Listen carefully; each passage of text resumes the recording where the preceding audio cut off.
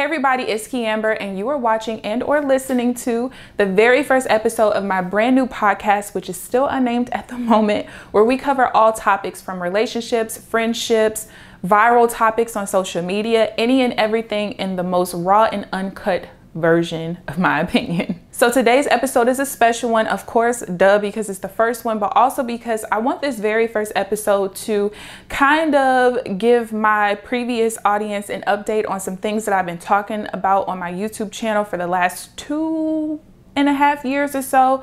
And also I want to expand that and talk about toxicity in the Black community and the Black household, because they all tie into each other. If you are new here, of course, this first episode is just going on YouTube. My YouTube channel has evolved. I started this channel so many years ago talking about entrepreneurship, putting videos out about how to build your team and network marketing and different things like that. Most, if not all of those videos are gone off of my channel.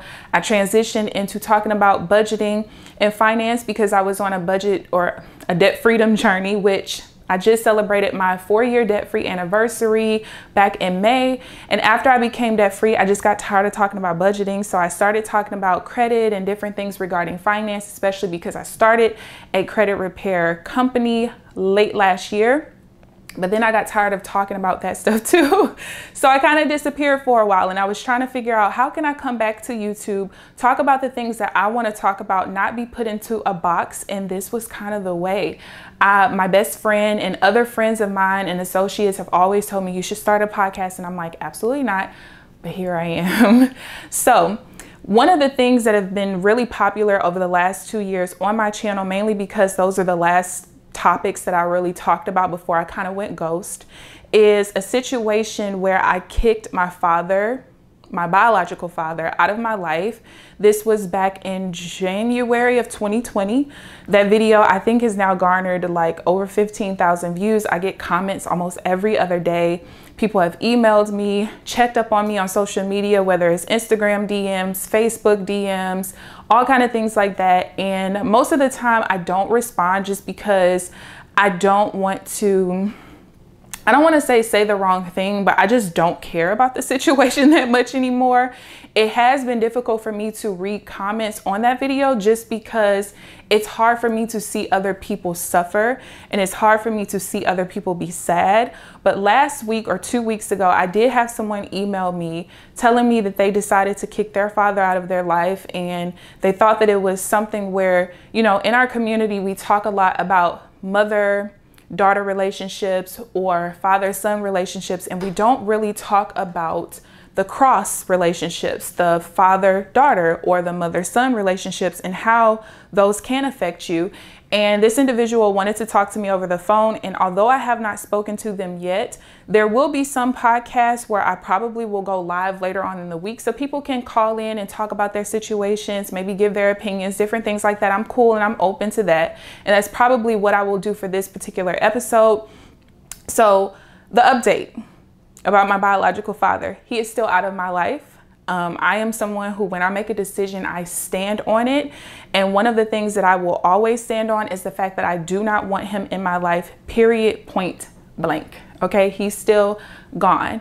The reason why I made the decision, and I'm going to link to, I believe I did 2 or 3 videos about the situation. I'll link them up in the iCards. The first one was pretty emotional. I was crying quite a bit because it was still kind of a new situation for me.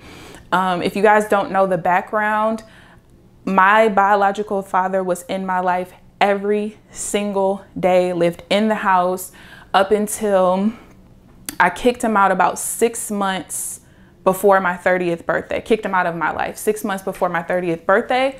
And I do not regret it. It is one of the best decisions I have ever made in my life. Just a quick synopsis. He is a narcissist. He is a liar. He's very manipulative.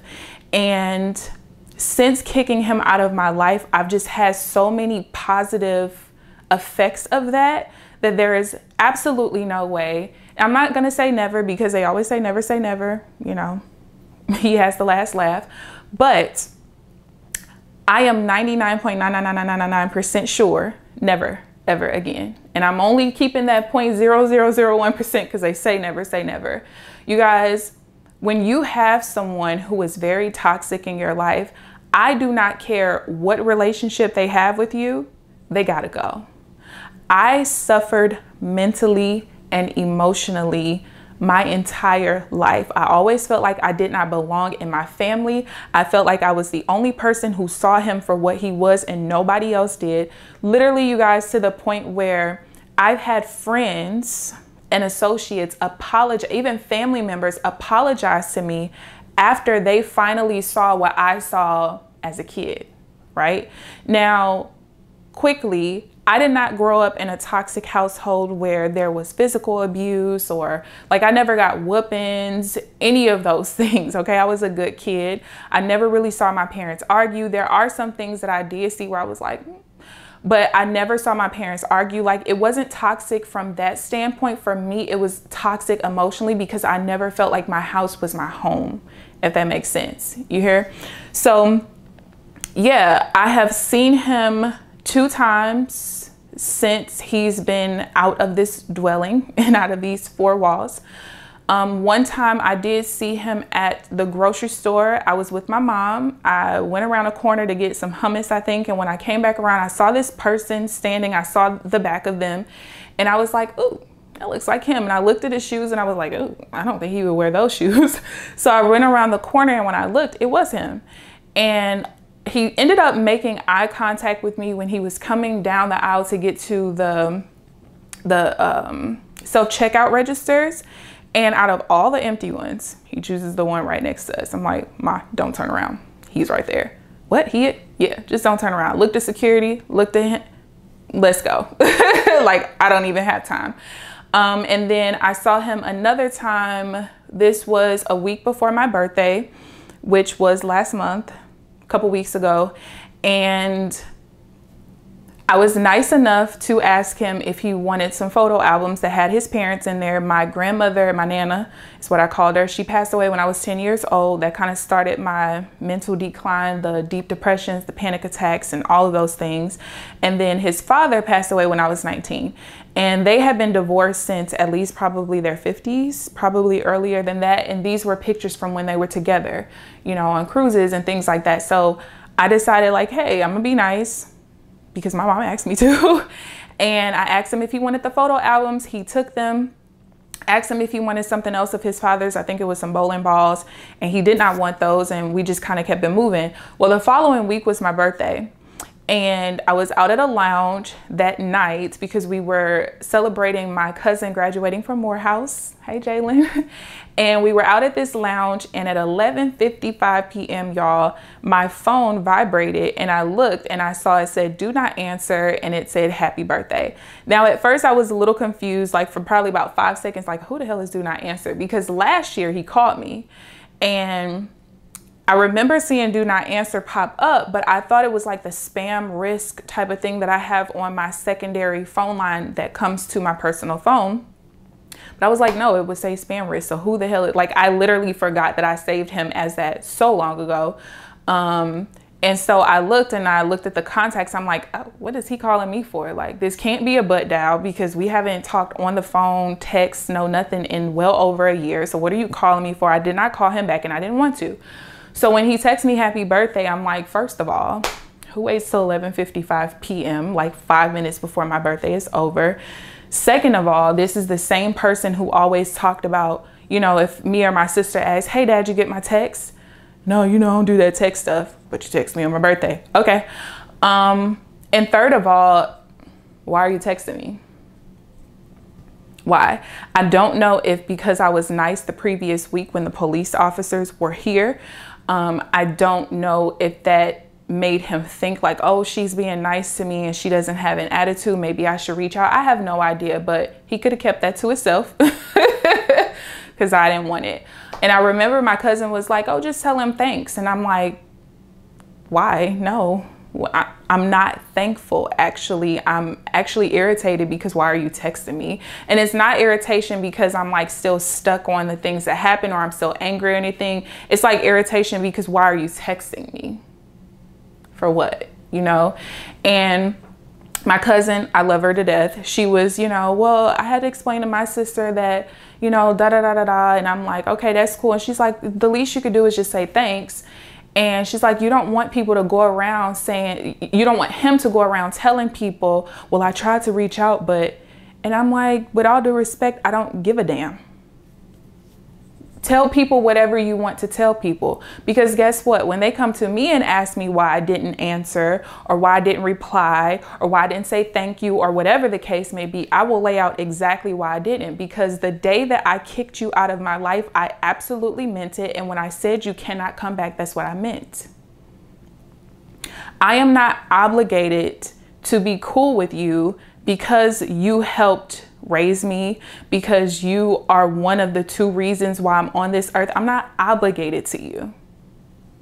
I'm not. You don't get to just come back into my life. Like, y'all, there was no apology there. And I don't want an apology. Let me make that absolutely clear. And I'm going to talk about that a little bit later in this podcast. But there was no apology. There's literally nothing. And if you go back and watch those videos, again, I'm someone who didn't even grow up getting whoopings. This man walked up on me multiple times with his hand in his fist, stood over me as I'm sitting down like I am right now, stood over me with his hands in his fist. One day he was chest bumping me like a man on the street that he was trying to incite a fight with. Okay? Walking up on me so much that I had to sleep with a knife because I was having nightmares that he was trying to kill me in my sleep. And not one time did I get an apology, which again, I do not want. And I'll explain why I do not deal with apologies most times in most situations. We'll talk about that later. But you don't get to do all of that plus more over the last 2.5 years and think that you can text me happy birthday and I'm going to tell you thank you. Doesn't work that way. And I'm the type of person, I very rarely celebrate my birthday. I believe I celebrated my 16th birthday, probably. I don't even remember. I know my 21st, I took myself to Vegas. There was another birthday where I think we went out to this place where you could play games and stuff like that. My 30th, my mom threw me a surprise party at my cousin's house because at the time we were going through stuff in this household. We did not want it to be here. And that's it. Like, I don't care about my birthday anyway. Like, I'll accept the gifts and the cards or whatever. I don't care. You know, if I don't get them, I don't care. As long as someone tells me happy birthday, that's all I really care about. The people that are close to me, like to the point where on social media, like on Facebook, ask any of my friends. You can go look at my sister's post right now. She made a post on my birthday and said, I got to do this early because normally she deactivates her page on her birthday. Either I deactivate it for like 4 or 5 days or a week or more, or I, a couple days beforehand, will change my birthday to Christmas. And then like a couple weeks later, I'll change it back to my birthday. I don't care. I don't care to have a bunch of people telling me happy birthday. And I don't care to have my biological father tell me either. I just don't. So that's the update. I still do not mess with my biological father. I will not. And the one thing that I can absolutely say is 2 things. I am so grateful that I have the mother that I have, where I am not missing out. My mom gave so much love that I never really missed out on the lack thereof from him. That's number 1. And number 2, I'm thankful to have so many cousins who are around my mom's age, all of my uncles from my mother's side, because I do not really speak to anybody on my father's side. Some of my first cousins, you know, if I see them on social media, I'll comment on their pages and stuff like that. But they were always like 6 to 15 years older. So we never really hung out like that, you know. But as far as like, I talk to my aunt periodically on his side, but that's really about it, you know. And I'm thankful for my grandmother's brothers, because if it were not for them and my bonus dad, who's been in my life since I was probably 4 or 5, he used to play on the same softball team as my biological father, and we've always been like this. And that my relationship with him as like my bonus dad has always overshadowed the fact that I did not have a great relationship with my biological father. It just is what it is. Like, to the point where when there were things going on, there was a call made like, hey, can you check on Amber? Hey, what's going on with? And it's crazy because he would always say, oh, we don't have nothing to work on. Like, our relationship is fine. But you have to call other people to ask how I'm doing. You get what I'm saying? Like, Come on. So I am thankful for the village that I have, because I do not lack when it comes to certain things. I remember last year I got a flat tire for the very first time ever. I've been driving since I was 15 years old. I was getting off the highway. Thank God it didn't happen on the highway. I was getting off the highway, turned a corner, and I started hearing, like, I never heard a pop or anything. I just started hearing this rattling, but there was this really old pickup truck in front of me. So I thought it was his car, right? Well, he went through a light. I stopped. So when I pulled off some more, I'm like, no, wait a second. I think this is my car. So I pulled over. It was late at night. I pulled over into this complex near my house that has this club or little bar. And this girl comes out. Her parents own the bar and grill. And she came out, and I ended up calling one of my grandma's brothers, her youngest brother, who's around my mother's age. And he came and helped me out. And it was like, dang, that was probably the first time where, like, hit me like, yo, I really kicked this dude out. And I really, like, I didn't even think to call him. It was like after the fact, I was like, man, I'm so glad my uncle came to get me and help me out. And when I sat back and thought about it, I'm like, yo, these are things that I used to be able to call him about. And I'm not sad about the fact that I can't call him anymore. It's just crazy that this is somebody that's been in my life forever. You have so many young women out here who yearn for a relation. And I'm going to start getting into the toxicity of this whole situation and how it plays into the toxicity of the Black community as a whole. But I wanted to say this. Women out there, young ladies, if you're young, now that I have had my biological father in my life because of my own decision and what I'm standing on, I want to say this. There are so many women out here who yearn for a relationship with their fathers, right? I want you to understand, coming from someone who had theirs in their life, a toxic one, okay? Remember, you are yearning for the unknown. God, the universe, whatever you believe in, could have been shielding you from even more hurt. Yes, it hurts that this person was not there for you or barely there for you or whatever the case may be. But I want you to understand how much it could have hurt you had this person been in your life every day of your life up until adulthood. Because you can have that person there and still yearn for a relationship. Because I didn't have one. I mean, I had one, but it was not a good one. I faked the funk a lot. Of course I did, because everybody else thinks this is a perfect family unit and all right. And you also don't want to be the black sheep. You don't want to be that one person that's just like, y'all feeding into this shit. So of course, like I tried to keep it a unit. I tried to continue working on it, but you can't have a functional relationship with somebody that's dysfunctional. That's what a therapist told me years ago. And ever since that day, I stopped trying. Why am I the person that's trying? I'm the kid here, right? So that's the update. That is why I don't want him in my life. And I really want women to heal and understand that you could be healing from even more had that person been around. Because who's to say that just because your father was in your life, that it would have a positive effect on your life? Do I have good qualities from what I've been through in life? Absolutely. Have I picked up good qualities from him? There's a few, absolutely. I'm never going to shadow that or downplay that. However, there was way more negative than there was positive. Period. I stand on it. It is what it is, right? All right, so let's get into some of these toxicity type of situations that I dealt with in this situation and how I know there's so many other people that deal with this. I'm pretty sure in other communities as well, but I'm Black and I'm part of the Black community. So we're going to say part of the Black community, right? And I have them over here to the side because I did not want to forget any of them. So first of all, in this situation, there were so many people commenting specifically on the second video where I talked about how he was chest bumping me and trying to fight me and I had to call the police, right? First of all, there were so many people telling me to just leave the house. It's his house, just leave. You shouldn't be at home anyway. Aren't you XYZ years old? Why are you at home? Let's talk about this. And I could do several episodes on this.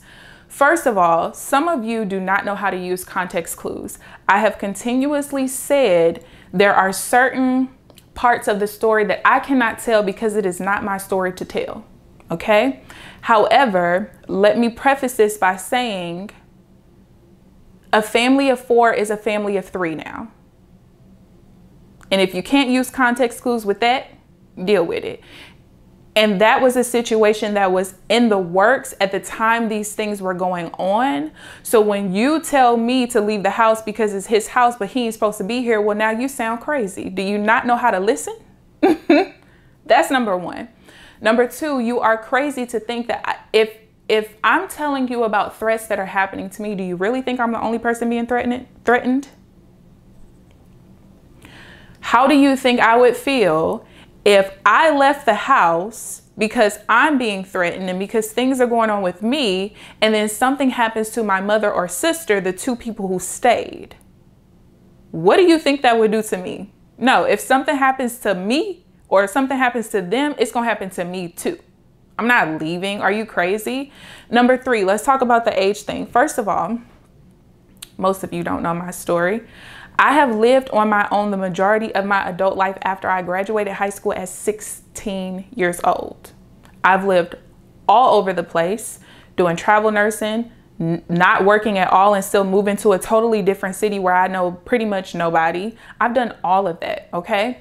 Let me tell you why I came back to St. Louis, where I live. First of all, whenever I lived outside of St. Louis, I mainly only talked to my mother, okay? I would talk to him every now and then. I'm like, oh, it's been like 4 days. I'm pretty sure he's been around while I'm talking to her, and I never asked to speak to him. So let me call him real quick. I realized years ago that the reason why I moved from here each time was because I was running away from him and his toxicity. But then when I would be out of town, because I only lived here one time outside of my family's house. Every time I lived out of town, eventually I'm like, yo, I'm trying so hard to want a relationship with him, to try to mend this, to try to fix it, even though I feel like I'm the only person. I cannot fix this 600 miles away. I cannot fix this 1,300 miles away. I cannot fix this that way. So let me move back home into my family home, because the only way I can mend this is to be able to see him and interact with him every day and figure this shit out. Okay. Now, one of the times that I moved back, I ended up eventually getting my own spot. Here is why I stopped doing that. I do not feel comfortable living on my own. I don't see how very many people do, especially as a woman. I just don't feel comfortable. I lived in a really good area, police station right across the street, and I still didn't feel comfortable living on my own. So if I'm going to not feel comfortable, why would I stay on my own just because I'm 28, just because I'm 30? No, I don't feel comfortable. Now, if I was in a relationship, I had children, that'd be a totally different thing. But if I'm single, no kids, no nothing, and I live in a family environment where they don't even want you, my parents did not want me to ever be outside of the house. They were old school, marry out of the house. Why are you living on your own? You should come back home and save money, blah, blah, blah. And guess what? I was the one kid. No, I'm not doing that. I'm grown. Eventually, I'm like, you know what? Parents, you're right. I am wasting money on rent. I'm either in my room, the bathroom, or the kitchen. Those are the 3 places I could be at here and not pay rent. Well, I pay rent, but you know what I mean. I'm not paying $1,500 a month in rent or $1,100 a month in rent to be on my own. I don't party. I don't go out. I don't do any of that stuff. I don't smoke. I don't drink really. Like, so what do I need my own space for? I don't get into it with my mother. What do I need my own place for? For what? So I decided, you know what? I'm going to come back home. They want me here. I'm single. I ain't got nothing else to do. I can save money. That was the other thing. Just come back home. You can save money, you know, build up your cash and, you know, build your empire so that when you leave, you can do whatever you want to do and not have to worry. And guess what? We don't care how old you are. Come back home if you struggle, which I never have struggled. But that is the dynamic that I come from. So no, I'm not I'm grateful I didn't have parents that kicked me out at 16, that kicked me out at 18, that kicked me out at 25. I'm grateful for that. Do you guys know how many people I know in other communities who actually earn more money than their parents and still stay at home? And they do not have people in their communities, in their the ethnic backgrounds that they have, who tell them that they're a bum, you should move out, you too old to, for what? I'm not bumming nothing. I have more money in my bank account than most people ever have in their bank account at one time ever in their lifetime. So the only way I'm going to feel bad about living at home is if I'm bumming it out. If I'm here and I got 5 kids running around this place, that's a whole nother ball game. That's a different thing. So no, I did not leave. I'm still standing. And again, there's 3 people here. Well, now 2, but you get what I mean? So that's number 1. That's the first thing that I absolutely hate, is people worried about how old somebody is living at home when they're doing what they're supposed to be doing. Don't clock me. The second toxic topic that I want to talk about is the topic of always telling younger people to be the bigger person in situations. It bothers me so much. First of all, just telling someone to be the bigger person all the time, period, is enough. One of the reasons why I feel like I am no longer this angry person, aside from kicking one of my biggest issues out, it's just the fact that I am so vocal about everything now. And I've always been a vocal person, but there have been times where I just let stuff go. Oh, you know, that's how so-and-so is, or I'm just going to be the bigger person. Absolutely not. First of all, if you go low, I have no problem with going lower. Most of the time I am going to ignore you. However, do not ask me to be the bigger person with someone who's my elder, someone who's twice my age, someone who should have the maturity and the mental capacity to just stop doing what they're doing, to actually apologize, because apologizing to someone younger than you is not going to hurt you. It might hurt your ego and it might hurt your pride, but it's not going to hurt you. And it'll actually probably make the situation a whole lot better. I have been told by so many people to be the bigger person in this situation with this individual, and it gets on my absolute damn nerves.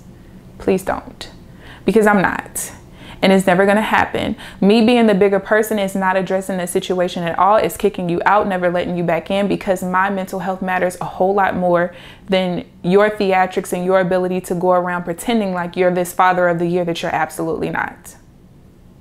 The third toxic one, that's still your insert person relationship with you.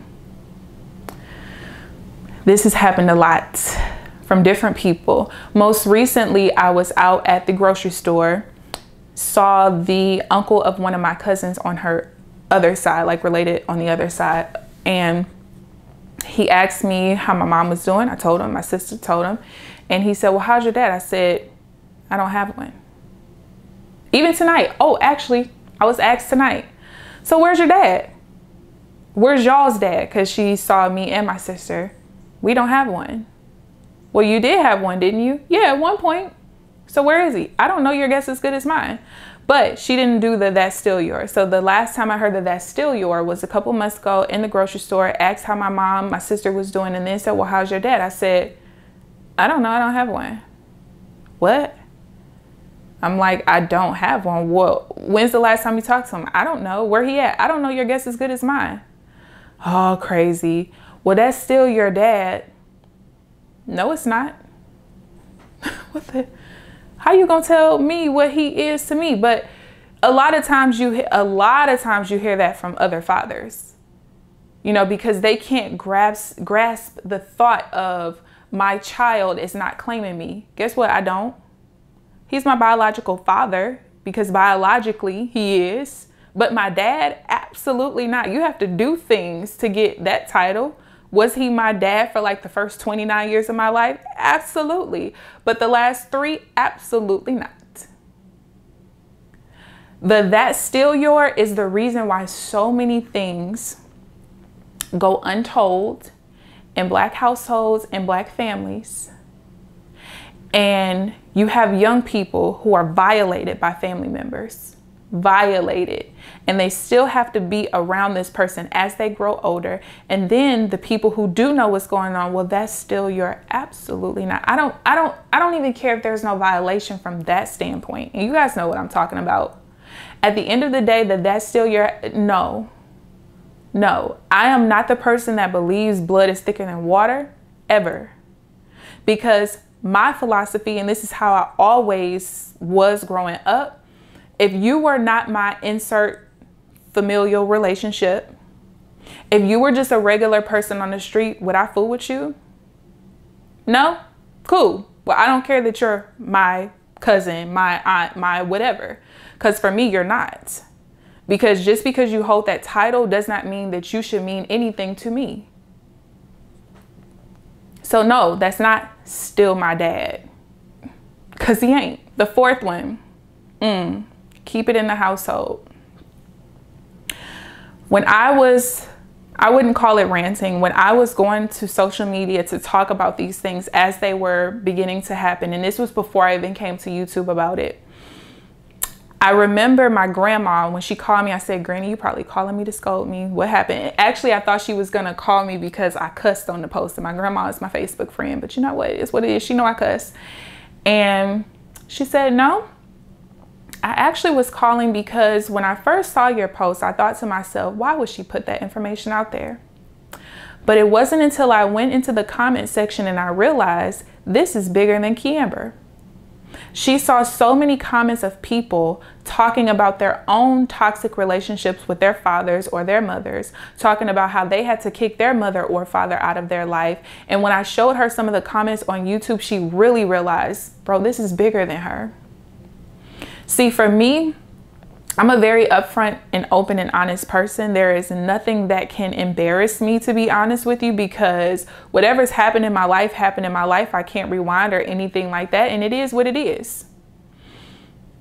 But when you keep things in the household, first of all, that is how things go on for way too long. And second of all, it's one of the reasons why so many Black people do not go to get help from therapists, from psychiatrists, from psychologists. Anything regarding mental health, they completely just shy away from. And it's because we're told to keep it in the household.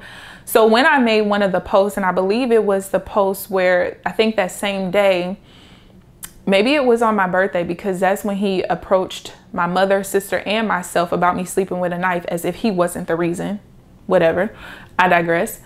And one of my cousins on his side, my first cousin, so she is the daughter of one of his brothers, reached out to me and basically was like, hey, you know, she didn't like the fact that I was posting about what was going on in my household. That's stuff that you should keep in the house, da da da. But I'm concerned about you and I want to make sure that you're okay, or something like that. I don't feel like going back to read it. Here is my thing. And this is what I told her, and I told her in a nice way. I basically told her, you don't get to be concerned about a situation that I'm speaking about publicly when you just told me not to speak about it. So let's basically just pretend like I kept it in the household and you know nothing about it because you just told me not to post. So why are you concerned now? Let's stop keeping things in the household. And also, because for me, it's not about embarrassing him. I'm just an open person, and I cannot share the good of my stories and the goods of my life without sharing the bads, because people start to look at you from a different lens than what they probably should, because you're only sharing your highs. And I get the purpose of not sharing your lows as well, but sometimes people are different. There are people out here who need to see the lows. I can't tell you how many times when I was really big in network marketing and, you know, reaching top ranks of companies and working my way through ranks and building big teams and things like that, that I've literally had people ask me, like, how do you get through such and such? Like, everything just seems like you never go through situations, or, you know, you never have adversities. And I'm like, huh? And that is when I realized I have to share the lows too. Because I need you to understand that nobody's life is perfect. Are there some people who would prefer to always show the perfect parts of their life and that's it? Absolutely. I ain't one of them. And also, I feel like, if you guys did not know, I've been a psych nurse or mental health nurse, either one. They're synonymous. For the last, I believe, almost 6 years. And I've worked with people of all ages. The last year plus, I've been mainly working with children. And the thing that I see consistently is how so many people feel helpless because they know that other people are going through what they're going through right now. And they know that other people have been through what they're going through right now. But because social media is a big thing and they spend so much time on that, and they do not see that from other people that they look up to and things like that. And I'm not talking about just celebrities, but when they do not see that, they feel like, man, I'm the only one. Like it's a feeling. You know that you're not the only one, but you feel so helpless because you're like, man, I'm never going to get to where this person is because they never been through what I've been through. No, I want to show you the adversities, and I want to show you the valleys, and I want to show you the peaks as well. And I need you to understand that no matter what level of success that I get to in my lifetime, I've been through some shit and I have no problem talking about it. Let's stop keeping it in the household. I'm tired of the facades. One of the things that really hurt my journey in network marketing was the fact that, and I had a successful run when I actually, was deep into it. But there were parts of my story that I wanted to share that I didn't because I was trying to help him keep his look and facade up. Hurting myself and my own progress in the process because I'm protecting his facade that he created. So when all this stuff started happening a couple of years ago, people like, yo, what? And when I tell them some of the things that I've been dealing with over the course of my entire lifetime, they're like, huh? I would have never knew. Yeah, because I was told to keep it in the household, but now I'm grown and I'm not. So let's stop. Do you need to tell everything? No. Maybe to a professional if you're getting professional help. You don't have to tell everything, but you also don't have to keep it in the household if you don't want to, and stop telling people to do that. If they want to talk about it, let them.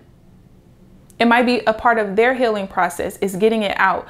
Talking to family members and people who are biased because they know that person, they know you, that's different than just letting it out. It's no different from writing in a journal. It's just an online journal that other people can read. And if it's something that you are not embarrassed about, do it. That's what I do. Another thing that I've had people ask is what if you have kids? What if? Doesn't change anything. Well, a lot of parents, they look at their grandkids as a do-over. They'll be better to the grandkids than they were to the kids. But that's other people who allow their parents to do so. If I have kids, it's the same thing. Well, what if you're at one of his family events? Because that's your family too, and you have your kids there. Okay, you can look, don't touch, don't talk. Because the day I told you that you not my dad and I'm not your daughter, that means that everything that comes out of me and is of me is not of you. Biologically, yeah. And if my kids ask me later on in life, well, how come I didn't have a grandpa? Because I kicked him out and this is why. Like, I'm going to be real with my children. I'm not going to sugarcoat anything. And this is the other reason.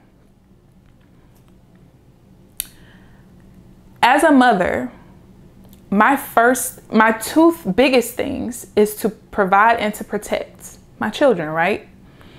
Part of protecting is not just a physical protection. Part of it is a mental and emotional protection as well. And I'll be damned if I allow him into my children's life. I send them to him for the weekend, the summer, whatever people do with the grandparents.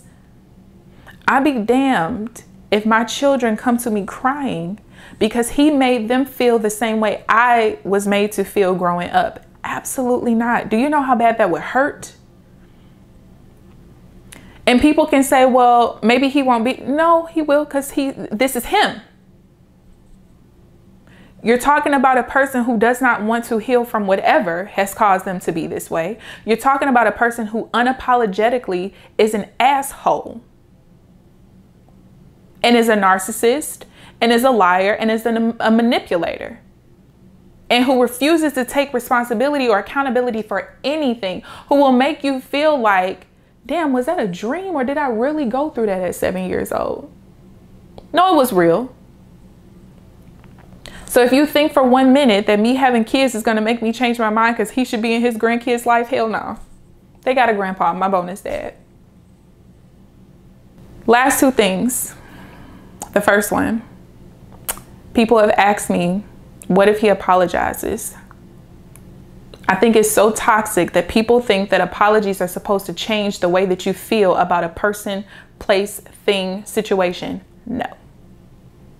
Let me tell you why. First of all, I live my life on the premise of I do not apologize for anything that I, as a grown ass person, consciously make a decision to do. If you are in a store with me, let's say we in Walmart, and you watch me purposely ram my cart into you and then say, oh, sorry, excuse me, you're gonna wanna fight. Forget my apology. You know I did this on purpose and now you wanna fight because I rammed my cart into you. Sorry for what? That's how you would feel, right? Well, that's how I feel in my everyday life. You do not get to consciously, as a grown ass person, do something to me purposely, then apologize for it. No. You can ask anybody in my life. I do not apologize for things that I say or do purposely. I am grown. I take full responsibility. Now, two things I will apologize for. I'll apologize for the way that I said it, because I'm not a malicious person. I don't mean to hurt your feelings. And that's the second thing that I will apologize for, is how it made you feel. Because I do not say or do things to make someone feel sad, bad, or any other negative feeling. Never do I do that. But I'm a very straightforward, up and honest person, and I do not know. It takes me way too long to figure out how to sugarcoat something. And again, if you go low, I will go lower if I want to, and I'm not going to apologize for going lower because you shouldn't have started low. Right? So why am I supposed to accept his apology? I think I spoke about this situation on my YouTube before, where I talked about this patient of mine who I had just got to work, did absolutely nothing to this patient. And I don't know, she went by he pronouns. They went by whatever. And he was born a female, okay? He punched out the med window and called me the N word with the ER on it and the B word. Back to back. I ain't do nothing. So about an hour later, when it was time for me to pass meds, I had already told the other nurse, take the meds to them. They don't get to be up in my line. They do not get to interact with me. Because for a half a second, I forgot I was at work. I stood up and everything and realized it's a med window in between me and this person, right? So when I saw them in the med line, the nurse was like, hey, so-and-so is up here to, and I'm like, for what? We already gave the meds, for what? To apologize. They came up to the med window, Miss Amber, I just wanted to say I'm sorry. I looked and looked back at my computer and typed away. So many of my coworkers, so you're not going to accept their apology? No. You purposely punched this med window out for absolutely no reason. Almost hit me in the head with it. Called me out of my name. And you're the same person who gets upset when people forget to call you he, him pronouns. But you called me a racial slur and think I'm supposed to accept your apology? No. Because even in a mental health facility, and you know when people are really psychotic and out of their minds at the time and they just having a psychotic break, and you know the people who are just doing things behaviorally because they can, because the facility is not going to do anything about it. And that is what the situation was. You wanted to do this. You consciously did it.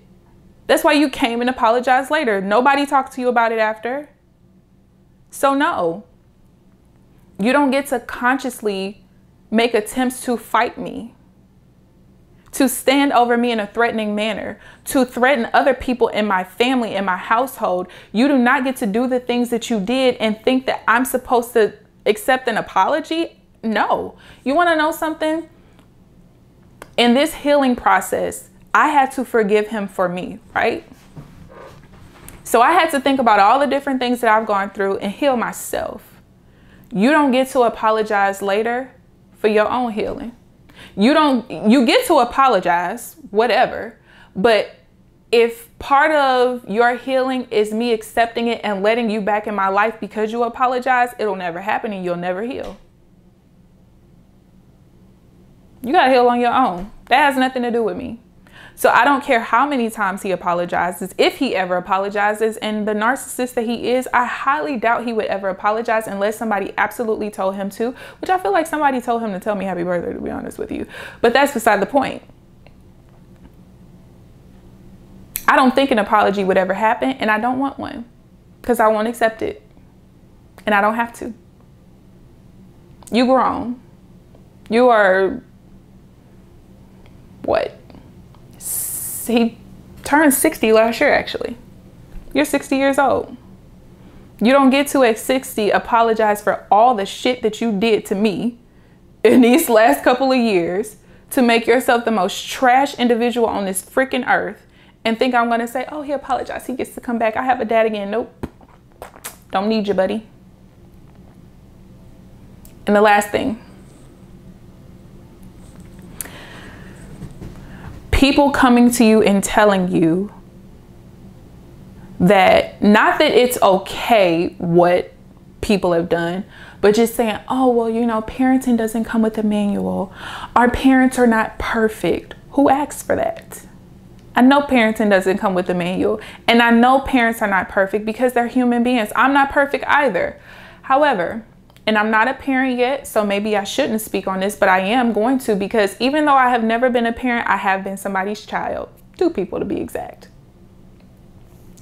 As a parent, it is your moral responsibility, your ethical duty to be certain things for your children, okay? When you are a mother and you have sons, the way that you teach your son, the way you do things for your son is going to teach him how to allow women, or what to allow from women, how to allow women to treat him. There are men that I know, and this is a whole nother topic. There are men that I know who, because of the personality traits of their mothers, because their mothers might not meet the best standard of beauty because they're dark skinned, and you know, society does not love dark skinned women. They have gone completely opposite. You won't see them with a dark skinned woman. You won't see them with a woman with a strong personality because they saw that strong personality in their black mother as mad black woman. So they tend to go for the weaker women, right? You have certain ways that mothers treat their daughters in a way where their daughters it'll spill over into, let's say, friendships with other women. As a father, there are certain responsibilities that you have in teaching your son certain things, teaching them how to treat a woman by leading by example. Teaching your daughters how to be treated by men by leading by example. You do not, I repeat, you do not get to treat my mother in a way that you tell me and my sister not to allow men to treat us and think that I'm going to be okay with it. I don't like how people have tried to tell me in these situations, well, that's their relationship. You can't let what's going on with them to affect your relationship with him. Yes, I can. And you can't tell me not to. Because if you think for a minute that I'm going to be okay with how you treat my mother and what you've said to her, what you've done to her, and think that I'm still going to, hey, Dad, how's your day? F you. No. Absolutely not. I get it. Again, they're human. They're not perfect. Parenting doesn't come with a manual. I get it. But you do not get to use that as an excuse for someone's toxicity. No. Because no matter how much parenting did not come with a manual, you know damn well what you're doing, how it looks to your children, and how it could affect them. Because you should be able to look in the mirror and see how what you saw in your own father treating your mother or the mothers of your siblings and how that affected you, how it affected your siblings. So if you want to continue the cycle, that's cool. And while you might have still been cool with your dad after the shit that he did to you, doesn't mean I'm going to continue the cycle, because the cycle ends here. I am absolutely tired of toxicity in Black families and Black communities. I am so thankful that I do not deal with toxicity in my immediate family, in my extended family. I don't. People literally think I am lying when I tell them in my 32 years of living, I've never seen 2 of my family members fight. We can get together and have 100 people at a get together. It's nothing but laughs, jokes, and fun. Is there a little shade sprinkled in a little bit? Absolutely. That's just the nature of the beast, right? But I don't have a toxic family. So if my extended family is not toxic, I'm not going to let your toxic ass stay in my life. I don't care who you are, what you were to me, but what you are not to me anymore is my dad. Period. So I want to hear you guys' opinions about the topics that I've talked about in this video. And like I said earlier on in the video, I might do a live as a follow-up, just because I know there are so many people who want to share their stories with other people, to talk about the things that they've gone through. And I know some people have personally reached out to me and let me know they would like to talk to me and get my opinions about things. So I will be doing a follow-up to this one. I don't know if it's going to be the next episode or maybe the episode after. I got to check my schedule a little bit, but I definitely want to hear from you. Leave a comment down in the comment section. Share this video with anybody you know who needs to hear it. Make sure that you like it to help me in the algorithm. And outside of that, I will see you guys in the next episode. Bye, y'all.